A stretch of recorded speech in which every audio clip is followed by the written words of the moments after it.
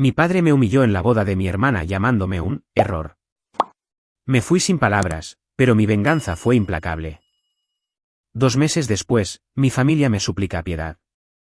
Descubre cómo 3 llamadas destruyeron sus vidas. Mi nombre es Sofía Ramírez. Tengo 30 años y hace un mes, mi propio padre se levantó en la boda de mi hermana menor y me borró delante de 150 personas. Yo estaba de pie al fondo del salón de baile, detrás del trípode de los camarógrafos, haciendo lo que siempre hago en los eventos familiares, mantenerme al margen y fingir que no dolía. Cuando mi padre tomó el micrófono para su discurso, tuve la ridícula esperanza de que, quizás solo por esta vez, recordaría que tenía 2 hijas. Por costumbre, abrí la aplicación de notas de voz de mi teléfono y pulsé grabar. Ese reflejo, más que cualquier otra cosa, es la razón por la que estás escuchando esta historia ahora. Golpeó la copa con su tenedor. A mi hija, dijo, y mi corazón se ilusionó por un segundo. Luego se rió. Debería decir, mi única hija. Esta increíble mujer aquí arriba es el orgullo de mi vida. Esa cosa parada al fondo, gesticuló vagamente hacia mí mientras cientos de cabezas se giraban. Eso fue solo un error que cometí hace 30 años. Honestamente, deberíamos haberla dado en adopción cuando tuvimos la oportunidad. El salón estalló. Algunos se rieron porque pensaron que era una broma, otros porque todos los demás lo hicieron. Unos pocos apartaron la mirada, avergonzados. Nadie lo detuvo. Nadie le dijo que se sentara. Yo no lloré. No grité. Miré a mi padre directamente a los ojos, luego recorrí lentamente con la mirada los rostros que acababan de presenciar mi ejecución pública y decidieron que era entretenimiento. Luego me di la vuelta, salí del salón, crucé el vestíbulo y empujé las puertas giratorias hacia una lluvia fría y azotada por el viento. En la acera, con el agua empapando mi vestido, mi teléfono todavía grabando en mi mano, me hice una promesa. Esta sería la última vez que se reirían de mí sin consecuencias. Esa noche, hice 3 llamadas telefónicas y envié un correo electrónico que lo cambiaron todo.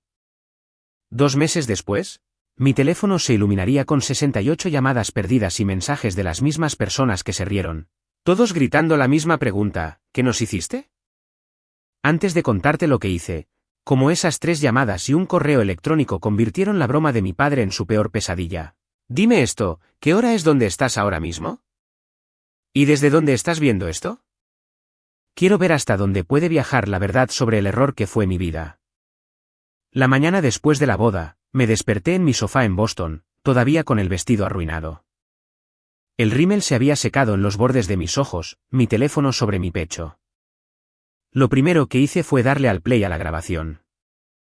Escuchar la voz de mi padre a través de mis auriculares, sin el tintineo de las copas y las risas educadas para difuminarla, fue como recibir una segunda bofetada.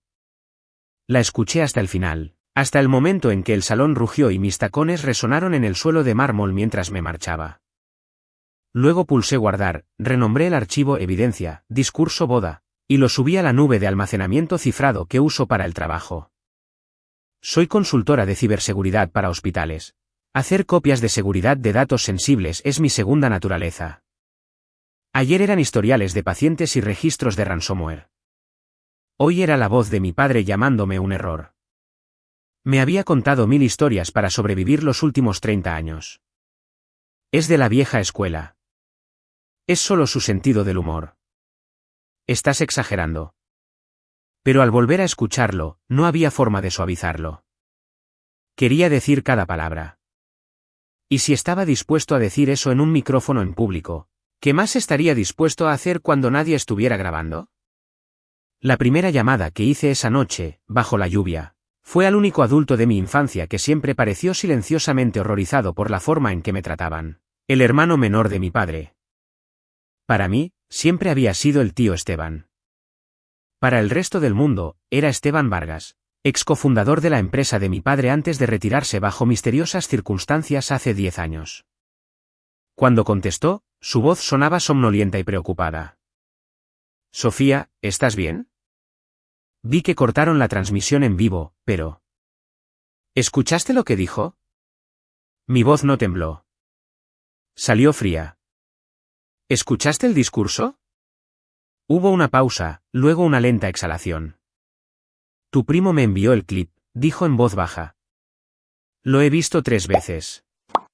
Tu padre ha perdido la cabeza. No, dije. Solo está diciendo en voz alta lo que siempre ha pensado. Yo también lo grabé. Estoy harta de fingir que es solo su sentido del humor. Quiero saber qué esconde. Quiero saber por qué siempre me ha tratado como un problema del que se arrepiente en lugar de como una hija. Otra pausa, más larga esta vez. Sofía, esto no es solo por sentimientos heridos, dijo. Si empiezas a tirar de los hilos alrededor de Ricardo Ramírez, no solo encontrarás bromas crueles. Encontrarás cosas que no podrás olvidar. Entonces ayúdame a verlas, dije. Ya no soy una niña. Te expulsaron de sistemas municipales, Ramírez. Sé que no fue tan limpio como él lo hizo parecer. ¿Tú sabes dónde están enterrados los cadáveres? ¿Realmente quieres hacer esto? Preguntó. Porque una vez que empieces, no hay vuelta atrás a las cenas de domingo y las sonrisas falsas. Pensé en las risas del salón. Ambos sabemos que nunca estuve realmente invitada a las cenas de domingo, dije. Nos vemos mañana. Cuéntame la verdad. Suspiró. Y en ese suspiro, escuché 10 años de resentimiento reprimido. De acuerdo. A mediodía, en el café de Kinsey. No le envíes esta dirección a nadie por mensaje. Y Sofía, no traigas ese teléfono que paga tu padre. Después de colgar con él, marqué el segundo número, mi compañera de cuarto de la universidad, ahora una de las abogadas de delitos financieros más brillantes del estado, Laura Vega. No habíamos hablado en meses, pero cuando escuchó mi voz, supo de inmediato que algo andaba mal. ¿Qué pasó?, preguntó. Le envié el archivo de audio allí mismo, en la acera, viendo la barra de carga avanzar lentamente en la pantalla mientras el agua de lluvia se deslizaba por mi muñeca. Cuando terminó, dije. Escucha, y luego dime qué puedo hacer con esto. La tercera llamada fue a mi propio teléfono del trabajo. En otras palabras, a mí misma. Dejé un detallado mensaje de voz documentando exactamente lo que había sucedido, con fechas, horas y el hecho de que había capturado una grabación. Luego convertí ese mensaje de voz en una transcripción y lo guardé en una carpeta segura junto con el discurso. Ya no era solo mi corazón hablando. Era evidencia. El correo electrónico fue a una dirección genérica y de aspecto aburrido, Integridad Adquisiciones Estatales. Gobierno, el buzón de denuncias anónimas de la Oficina de Adquisiciones del Estado. No acusé a mi padre de nada. Todavía no. Simplemente pregunté qué debería hacer un ciudadano si creía que un importante contratista de la ciudad estaba falsificando cuentas y tomando represalias contra miembros de la familia que sabían demasiado. Le di a enviar a las 2:17 de la madrugada, con los dedos todavía temblando, y vi desaparecer el pequeño icono del avión de papel. Al día siguiente, en el café, el tío Esteban se sentó en el reservado frente a mí, con los ojos rojos y las manos aferradas a su taza de café como si la necesitara para no temblar. Por primera vez en mi vida, parecía tenerle miedo a mi padre. ¿Realmente quieres saber por qué te trata así?, preguntó sin preámbulos. Porque eres lo único que no puede controlar. Elegiste la ciberseguridad en lugar de unirte a su imperio. Te negaste a firmar su acuerdo familiar estándar cuando te graduaste, y ha estado moviendo dinero y contratos a nombre de tu hermana durante años para castigarte por eso. Sacó un paquete doblado de viejos correos electrónicos y actas de reuniones de su chaqueta. Me sacó porque le dije que lo que estaba haciendo era ilegal. Fraude, sobornos en proyectos de obras públicas, informes de seguridad falsos. Todo explotaría si alguien con tus habilidades y mis recibos se pusiera a investigar. Me quedé mirando los papeles, todo en mí se quedó muy quieto. Entonces, investiguemos, dije. Si insisten que soy un error, voy a ser el tipo de error que arruiné su pequeño mundo perfecto. Si estuvieras en mi lugar, humillado en cámara por tu propio padre y luego te entregaran la primera prueba de que podría ser un criminal, ¿te alejarías para proteger a la familia o empezarías a tirar de cada hilo que pudieras encontrar? Laura no perdió el tiempo. Por la tarde, después de la reunión en el café, Estábamos sentadas en una pequeña sala de conferencias de su bufete, del tipo sin ventanas y con una luz fluorescente zumbante que hacía que todo pareciera más serio. Ya había escaneado los documentos del tío Esteban y se los había enviado a través de un portal seguro. Los había leído 2 veces antes de que yo llegara. De acuerdo, dijo, golpeando la pila de papeles con un bolígrafo. Tu padre, Ricardo Ramírez, dirige Sistemas Municipales Ramírez. Han tenido contratos públicos con la ciudad durante 15 años. Semáforos, intersecciones inteligentes, sistemas de estacionamiento. Estas actas muestran que expulsó a su propio hermano justo antes de que la empresa consiguiera su mayor contrato. Esto, levantó un correo electrónico fotocopiado, es una amenaza. Firma el acuerdo de separación y mantén la boca cerrada sobre las prácticas de facturación o nunca volverás a trabajar en esta ciudad. No estaba bromeando, murmuró el tío Esteban. He estado en la lista negra de contratos de la ciudad desde entonces. Se me revolvió el estómago. Había crecido escuchando a mi padre hablar de mantener a la familia. Todas esas noches hasta tarde ahorrando dinero a la ciudad. Ahora esas historias sabían a ceniza. Laura se volvió hacia mí. Trabajas en ciberseguridad para hospitales, dijo. Entiendes de registros, metadatos, tráfico de red. Si tu tío tiene razón y tu padre está facturando el doble o falsificando informes de seguridad, habrá huellas digitales por todas partes. En servidores de correo, en borradores de PDF, en historiales de versiones. Se inclinó hacia adelante. Pero haremos esto según las reglas. Nada de hackeos ilegales. Usaremos lo que puedas obtener legítimamente a través de la familia, registros públicos y lo que tu tío ya tiene. ¿Entendido? Asentí. Entendido. Mentí, solo un poco. Empezamos con lo que era público. Pasé noches después del trabajo revisando bases de datos de adquisiciones de la ciudad, descargando cada contrato que Sistemas Municipales Ramírez había ganado en la última década. Crucé los cronogramas de los proyectos con noticias sobre retrasos misteriosos, apagones inexplicables y, esto me heló la sangre, la muerte de un peatón en una intersección donde las nuevas luces inteligentes habían fallado. Al mismo tiempo, el tío Esteban solicitó su propio expediente personal y la correspondencia de la Junta de los años anteriores, a su expulsión, acogiéndose a las protecciones para denunciantes. Parte de la información llegó muy censurada, pero Laura sabía exactamente que barras negras significaban que alguien estaba ocultando algo que no debía. A instancias suyas, presenté una solicitud formal bajo la Ley de Registros Públicos del Estado para todas las inspecciones de seguridad que involucraran a Sistemas Municipales Ramírez. Pasaron las semanas. Mis días estaban llenos de auditorías de seguridad en el hospital y capacitaciones sobre phishing para empleados. Mis noches, con hojas de cálculo y PDFs, con marcas de resaltador por toda la mesa de mi cocina. Cuanto más investigaba, más surgía un patrón. Órdenes de cambio firmadas los viernes a las 4:55 de la tarde que duplicaban el costo de los proyectos sin una justificación clara. Facturas por servicios de consultoría pagadas a empresas fantasmas sin sitios web, todas registradas a un apartado postal cerca de la oficina de mi padre. Notas repetidas de ingenieros de la ciudad sobre la presión del proveedor para firmar rápidamente. Cada vez que conectaba un punto, escuchaba su voz de nuevo. Esa cosa al fondo, solo un error. Una tarde, abrí una hoja de cálculo que mostraba la distribución de las acciones de la empresa.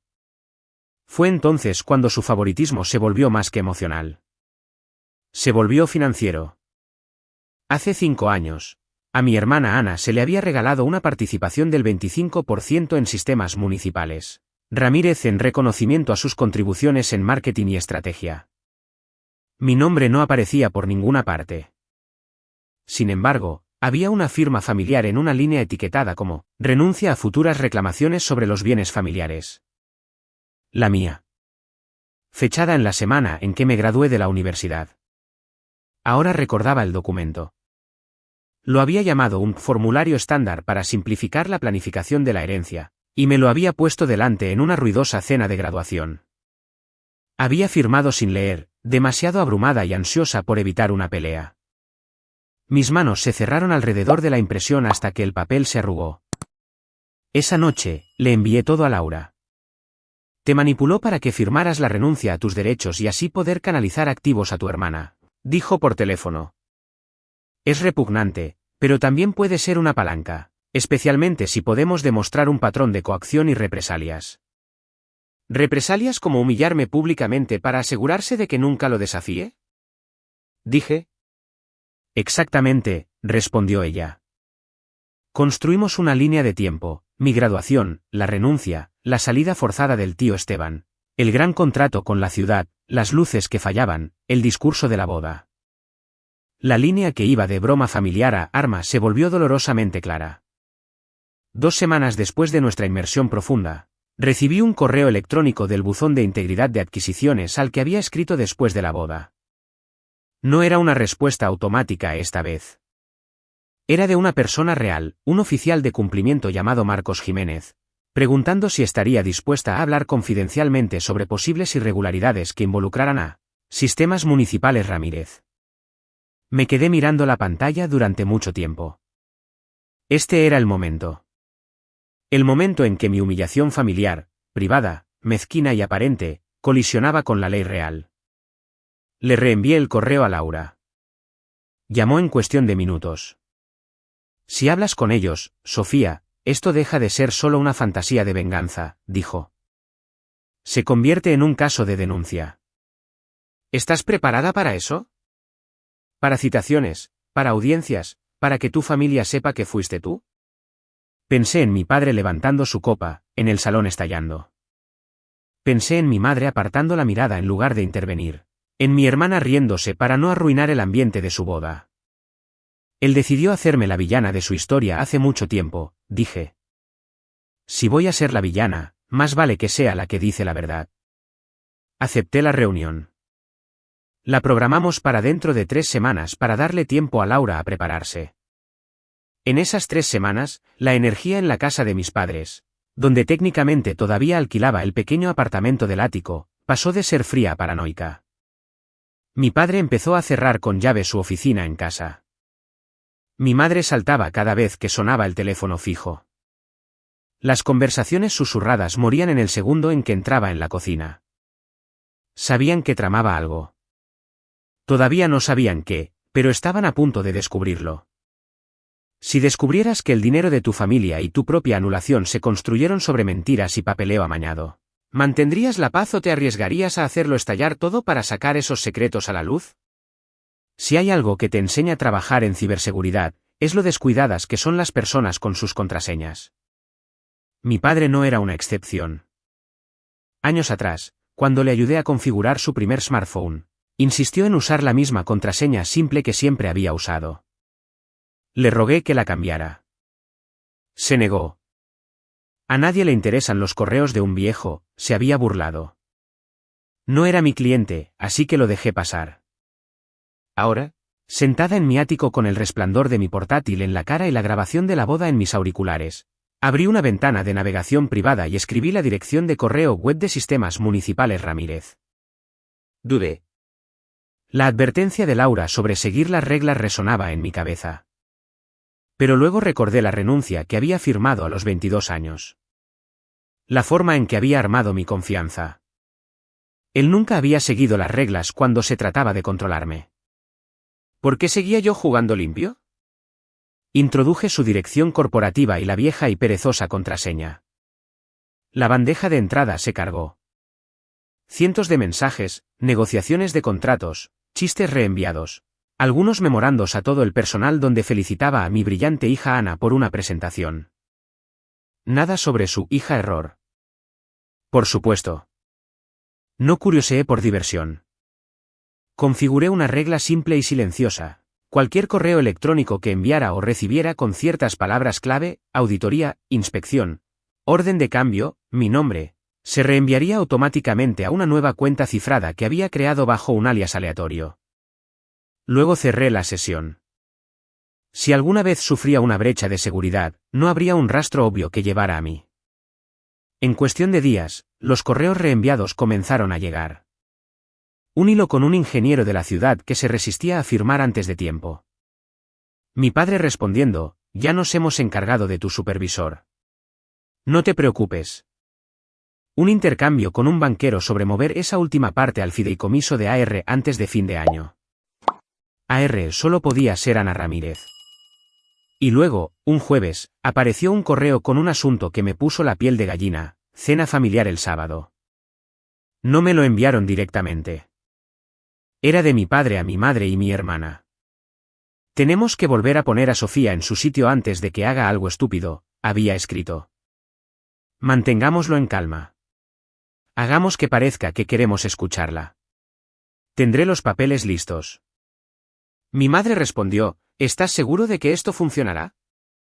Mi hermana: es mi primer fin de semana de vuelta de la luna de miel, papá. ¿Podemos no convertir esto en una guerra? Mi padre: ya es una guerra. Ella simplemente no conoce las reglas. Sábado, 7 de la tarde. Ese restaurante que le gusta. Vendrá si tú la invitas. No sabía a qué papeles se refería, pero sabía que no iba a entrar en una emboscada sin estar preparada. Cuando mi madre llamó a la puerta de mi ático esa noche y preguntó con su voz cuidadosa y frágil si me gustaría tener una agradable cena familiar para aclarar las cosas, sonreí. Claro, dije. Me encantaría. El sábado, llegué al restaurante 10 minutos antes con una pequeña unidad USB en mi bolso y una transcripción impresa del discurso de la boda doblada por la mitad. La anfitriona me llevó a un salón privado en la parte de atrás. Mis padres y mi hermana ya estaban sentados. 3 pares de ojos se volvieron hacia mí con diferentes matices de culpa, molestia y miedo. Sofía, dijo mi padre, levantándose lo justo para parecer que tenía modales. Te ves presentable. Te ves exactamente como un hombre que no debería reutilizar contraseñas, pensé. Pero simplemente tomé asiento. Después de unos minutos de charla trivial falsa, fue al grano. Deslizó un sobre de Manila sobre la mesa. Te pedí que vinieras porque estoy preocupado por ti, dijo, usando su voz de padre preocupado. Has estado muy sensible desde la boda, diciendo algunas cosas a la familia lejana que podrían dañar nuestra reputación. Me gustaría que todos siguiéramos adelante. Dentro del sobre había un acuerdo de confidencialidad, uno muy agresivo. Básicamente decía que nunca, bajo ninguna circunstancia, hablaría negativamente de él, su empresa o asuntos familiares internos, bajo pena de ser demandada por todo lo que poseía. A cambio, me ofrecía un cheque por una cantidad insultante y una reducción temporal en el alquiler del ático. Quería comprar mi silencio a bajo precio. A ver si lo entiendo, dije con calma. Me humillas en público, me llamas error en un micrófono, y tu solución es que firme un documento legal prometiendo no volver a hablar de ello. Se movió en su asiento. Fue una broma, dijo. La gente sabía que no lo decía en serio. Estás haciendo un escándalo por nada. ¿En serio? Saqué la transcripción doblada de mi bolso y la deslicé sobre la mesa. Porque esto es, palabra por palabra, lo que dijiste. Mi teléfono lo grabó. También el camarógrafo. He hecho 6 copias de seguridad diferentes. Y ya lo he compartido con una abogada y un oficial de adquisiciones del Estado que piensan que muestra un patrón de abuso psicológico y represalias. Mi madre contuvo el aliento. Mi hermana me miró como si nunca me hubiera visto antes. El rostro de mi padre pasó de rosado a un rojo profundo y peligroso. ¿Tú qué? Preguntó. No me inmuté. Has estado moviendo activos a nombre de Ana, marginando a tu hermano, presionando a funcionarios de la ciudad y usando mi existencia como un chiste, dije. Cometiste 3 errores, papá. El primero fue subestimar cuánto presto atención. El segundo fue asumir que nunca me defendería. Y el tercero, saqué la pequeña unidad USB de mi bolso y la puse sobre la mesa, fue dejar un rastro. No la tocó. ¿Qué hay ahí? Preguntó con voz tensa. ¿Suficiente?, dije. Suficientes correos, suficientes contratos, suficientes acuerdos paralelos. Suficiente para que gente muy seria se interese mucho en cómo Sistemas Municipales Ramírez hace negocios. La sala quedó en silencio, excepto por el ruido del restaurante afuera. Finalmente, mi hermana habló, con voz débil. Vas a destruirnos, susurró. Vas a destruir todo lo que él construyó. La miré. Él ya me destruyó a mí, dije. Solo que ya estoy harta de fingir que me lo merezco. Me levanté, dejando el acuerdo de confidencialidad intacto.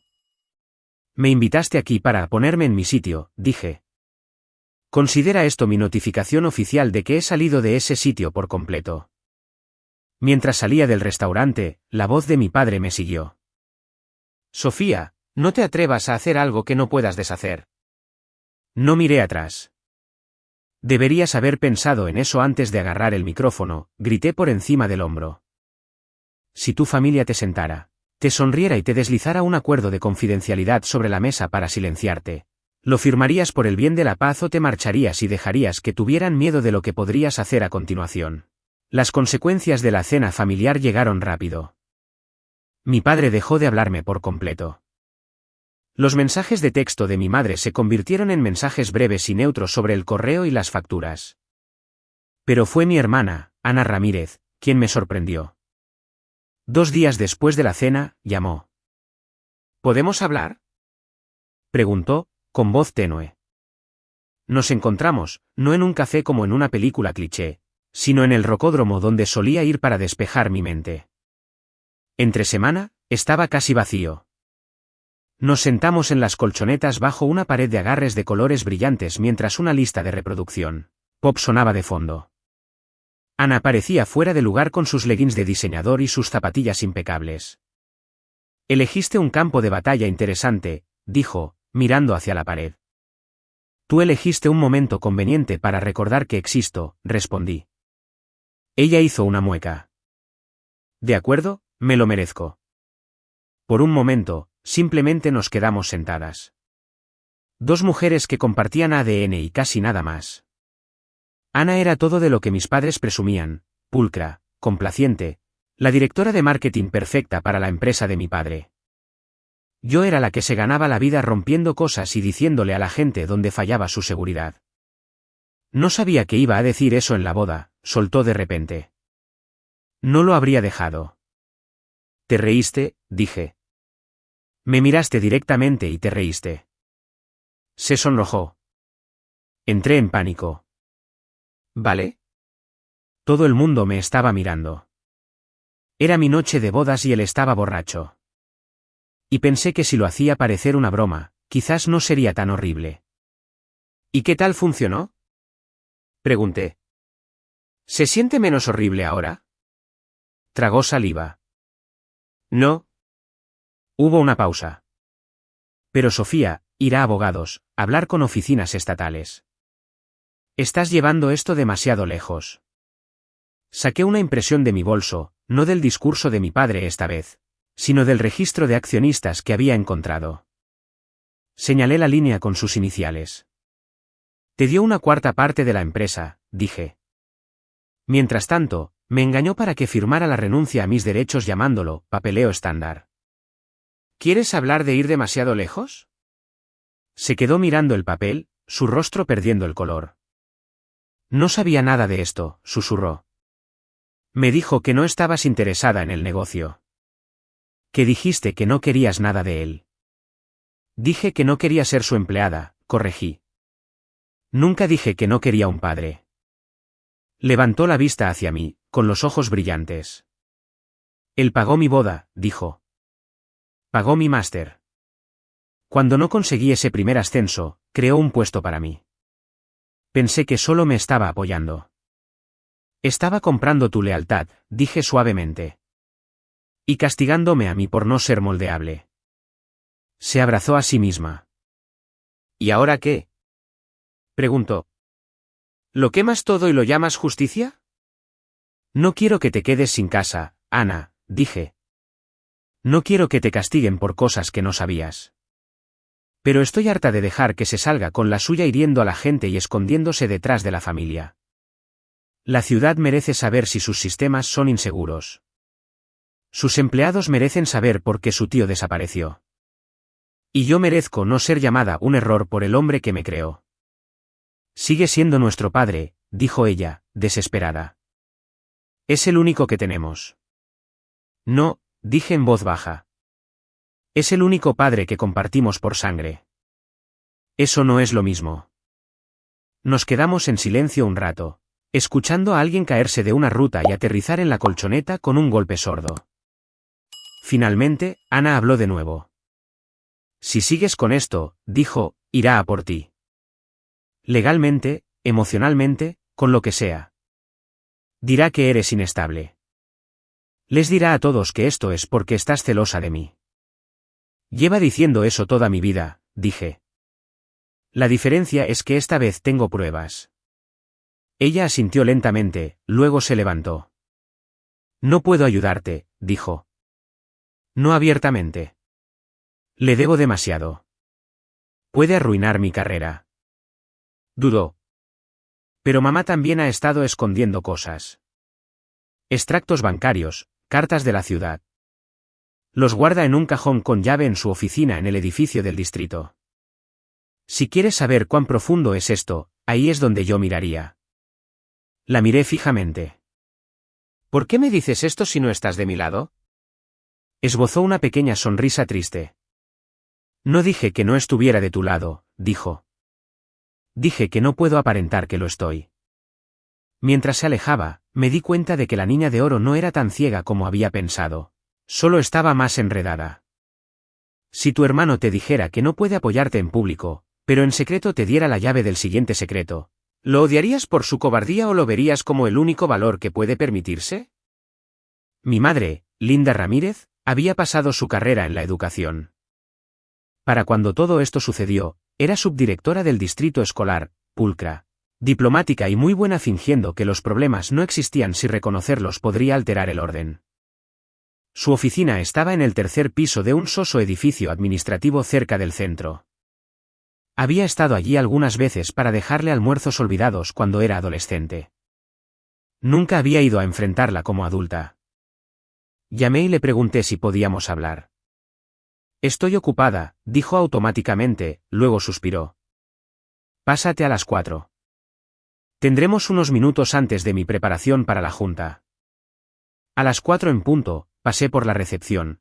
Subí en el ascensor y recorrí el pasillo lleno de obras de arte de estudiantes y carteles motivacionales. La puerta de mi madre estaba entreabierta. Llamé y entré. Se veía más pequeña detrás del gran escritorio que en casa. Su máscara profesional se deslizó un poco cuando me vio. Sofía, dijo. No es un buen momento. Nunca es un buen momento para admitir que tu marido podría ser un criminal, dije, cerrando la puerta detrás de mí. Deberíamos empezar de todos modos.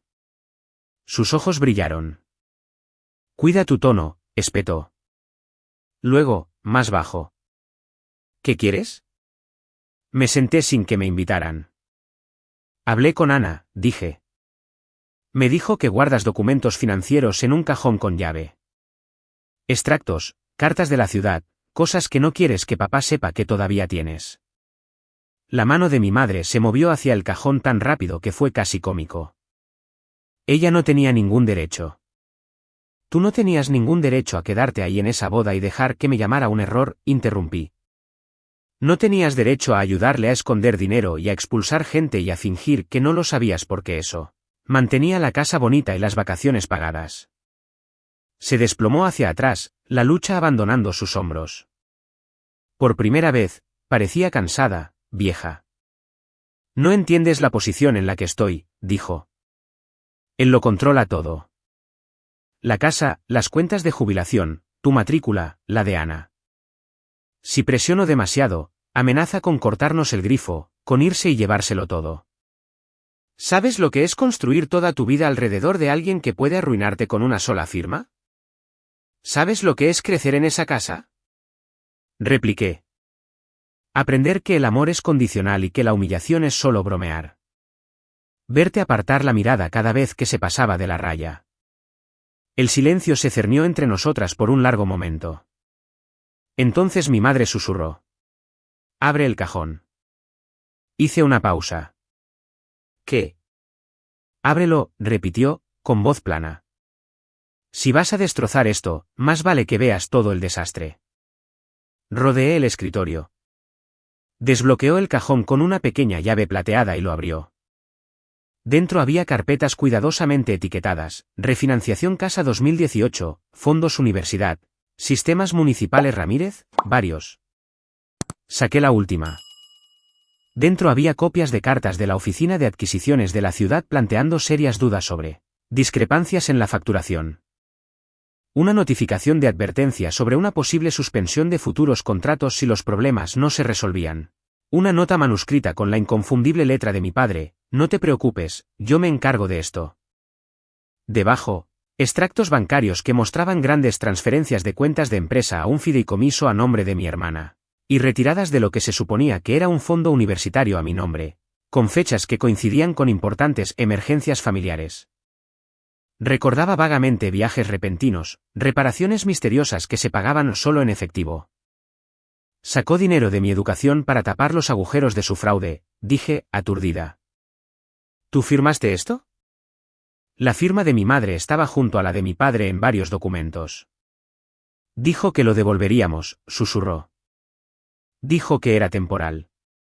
Y conseguiste tu beca para ciberseguridad, así que pensé.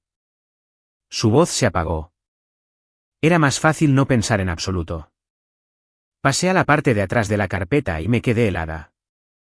Allí, grapada a una carta de la ciudad, había una copia de mi propia renuncia, la que había firmado en la graduación. La nota adjunta de mi padre a mi madre decía: una vez que esto esté firmado, ella está legalmente fuera de la mesa. Concéntrate en la participación de AR. Ella es el futuro. Mi madre parecía que iba a vomitar. No vi esa nota antes, susurró. No me lo enseñó todo. Pero viste lo suficiente, dije en voz baja. Lo suficiente como para saber que lo estabas eligiendo a él por encima de mí. Las lágrimas llenaron sus ojos, pero se las secó con rabia. ¿Crees que tuve opciones reales, Sofía? Preguntó. Me casé con él a los 22. No terminé mi carrera hasta que tú estabas en la secundaria. Él controlaba el dinero, la hipoteca, las jubilaciones. Si me iba, ¿a dónde se suponía que iba a ir? ¿Cómo se suponía que iba a cuidar de ti? Se suponía que debías impedir que me destrozara cada vez que se aburría, dije. Se suponía que debías trazar una línea en alguna parte. Incluso si no podías irte, podrías haber dicho: a mi hija no. En lugar de eso, guardaste la evidencia en un cajón y rezaste para que desapareciera. Se hundió. ¿Qué vas a hacer con esto? Preguntó, señalando el archivo en mis manos. Ya tengo una reunión con el oficial de cumplimiento del Estado, dije. Y Laura cree que hay un caso sólido de denuncia. Esta carpeta simplemente lo ha hecho más fuerte. Mi madre miró por la ventana detrás de mí, con los ojos desenfocados. Lo perderá todo, dijo. Los contratos, la empresa, quizás incluso su libertad. Debería haber pensado en eso antes de decidir que las leyes eran para otras personas, respondí. Y antes de decidir que su hija era desechable. Tragó saliva. Sí. Si te doy mi propia declaración, dijo lentamente. Si admito lo que he visto, quizás demuestre que estoy cooperando. Quizás sean más indulgentes conmigo. Quizás, dije. No puedo prometer nada. Pero demostrará la verdad, que no solo cometió errores. Tomó decisiones, una y otra vez. Por primera vez, mi madre me miró directamente, realmente mirándome, como si estuviera viendo a la adulta en la que me había convertido en lugar de a la niña a la que había fallado. Lo siento mucho, Sofía, dijo, con la voz quebrada. Una disculpa no es una máquina del tiempo, respondí. Pero si lo dices en serio, lo respaldarás por escrito. Esa noche, en mi ático, añadí los documentos de mi madre al creciente expediente digital del caso y escribí un resumen de lo que me había contado. Cada pulsación de tecla se sentía como clavar otro clavo en el ataúd de la vida que habíamos fingido que era normal. Si descubrieras que tu madre había ignorado tu dolor durante años porque era más fácil que perder su estilo de vida, y ahora quisiera tu ayuda para salvarse, cerrarías el cajón y te irías. ¿O usarías lo que te entregó para finalmente forzar la verdad a salir a la luz? 2 meses después de que mi padre se levantara en la boda de mi hermana y me llamara un error, Mi teléfono no paraba de vibrar sobre mi escritorio. Era un martes. Estaba en medio de una capacitación de concienciación sobre phishing en un hospital cuando mi bolso comenzó a deslizarse por el suelo debido a la constante vibración. Durante el descanso, revisé la pantalla. Docenas de llamadas perdidas de mamá, papá, Ana y parientes con los que apenas hablaba. Nuestro chat grupal familiar estaba en llamas. Los mensajes pasaban volando: ¿qué nos hiciste? Están congelando las cuentas, llama a tu padre ahora. Apareció una alerta de noticias. La ciudad suspende los contratos con sistemas municipales Ramírez en medio de una investigación por fraude. Había una foto de mi padre con traje, la mandíbula apretada, entrando en la oficina del fiscal general del estado. La discreta reunión de denuncia que había tenido semanas antes con Laura a mi lado y Marcos Jiménez al otro lado de la mesa era ahora una tormenta en toda regla. Les había dado todo: los correos electrónicos, los contratos, los patrones de facturación, las cartas de seguridad, los extractos bancarios, los documentos de mi tío, los archivos de mi madre, la renuncia y la grabación de la boda. No habían prometido resultados. Simplemente habían dicho: investigaremos. Claramente, lo habían hecho. En el hueco de la escalera, escuché los mensajes de voz. El de mi padre llegó primero: furioso, hicieron una redada en la oficina, se llevaron los servidores, el banco congeló nuestras cuentas. Has destruido a tu propia familia porque no pudiste aguantar una broma. Borrar. El de mi madre era entre lágrimas, rogándome que les dijera a los investigadores que la había obligado a abrir ese cajón. La voz de Ana temblaba mientras hablaba del fideicomiso congelado, el pago inicial del apartamento, los periodistas llamando a su oficina: sé que hablaste con ellos. Por favor, devuélveme la llamada. Necesito entender. Simplemente sostuve el teléfono y respiré. Este era el precio de tirar de cada hilo. Mi padre solicitó una reunión a través de su abogado. Terminamos en una pequeña sala de conferencias en el bufete de su abogado. Él y su abogado a un lado, yo y Laura al otro. Parecía más viejo, los bordes de su confianza deshilachados. ¿Tú hiciste esto?, dijo. Convertiste un desacuerdo familiar en un caso criminal. Lo miré a los ojos. Esto no es por sentimientos heridos, dije. Es por fraude, soborno, informes de seguridad falsificados y usar a la familia como tapadera. El discurso solo me facilitó dejar de fingir. Intentó hacerme sentir culpable por la situación de mi madre, el fideicomiso congelado de mi hermana, la empresa que se derrumbaba. En cada historia que cuente, serás la hija ingrata que nos traicionó, dijo. Me encogí de hombros. Has estado contando una versión retorcida de mí toda mi vida. La diferencia ahora es que tengo mi propia historia. Y pruebas. Al final, aceptó un acuerdo con la fiscalía. Los cargos eran graves: fraude, soborno, falsificación de informes de seguridad. Aún así fue a prisión, solo por menos años de los que podría haber cumplido. Sistemas Municipales Ramírez perdió sus contratos con la ciudad. El tío Esteban negoció la compra de una pequeña parte limpia del negocio bajo una estricta supervisión. Mi madre cooperó plenamente, evitó los cargos, pero tuvo que renunciar discretamente a su trabajo en el distrito escolar y mudarse a un lugar más pequeño. Empezó a ir a terapia, intentando finalmente entender por qué había mirado hacia otro lado durante tanto tiempo. Ana perdió el apartamento y una buena parte de su red de seguridad financiera. Durante meses, solo habló a través de abogados. Entonces, un día, entró en mi rocódromo con una camiseta vieja y zapatillas de alquiler. Leí los informes, dijo. Todos. Tenías razón. No necesitaba tener razón, respondí. Necesitaba que me creyeran. No fue un perdón, pero fue más que el silencio con el que crecí. Me mudé del ático a un pequeño apartamento con demasiada luz y sin fantasmas. Mantuve mi trabajo de ciberseguridad en el hospital, pero empecé a ayudar a denunciantes a asegurar su evidencia digital en mi tiempo libre. La grabación de la boda se convirtió en un breve clip en una capacitación sobre cómo el abuso emocional y el crimen financiero a menudo viven en la misma casa. No pongo su discurso completo. Ya no tiene ese tipo de espacio en mi vida. La gente a veces me pregunta si me arrepiento, si volvería atrás y me callaría para mantener a la familia unida. Aquí está la verdad, mi familia nunca estuvo unida. Se mantenía en su sitio por el miedo, el favoritismo y el dinero. Denunciar no rompió algo completo, destrozó una ilusión. La sangre nos hizo parientes. El respeto es lo que podría habernos convertido en una familia. Y eso faltaba mucho antes de que los investigadores se involucraran. El respeto propio es la primera familia que elegí. Así que ahora te pregunto a ti, si defenderte significara perder a las personas que te enseñaron a mantenerte pequeño, pero ganar una vida en la que finalmente puedas respirar, ¿lo harías? Y si alguna vez te han tratado como el error en tu propia familia, ¿cuál sería tu versión de elegirte a ti mismo? ¿De elegirte de verdad?